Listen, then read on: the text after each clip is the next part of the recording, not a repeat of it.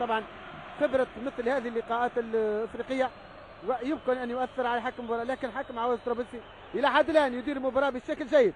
كرة تمر لاحمد سعد، احمد سعد يحاول المرور، يلعب كرة في الارض والهدف الاول والهدف الاول وعمر داوود عمر داوود عمر داوود عمر داوود وعمر داوود 39 دقيقة، هدف للزعيم في طرابلس.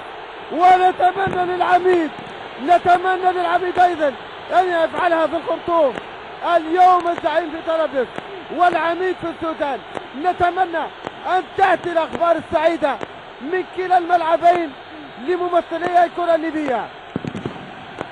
وهدف اول عمر داوود عمر داوود ينجح، وراسيه عمر داوود تاتي بالهدف الاول بعد مرور 39 دقيقه.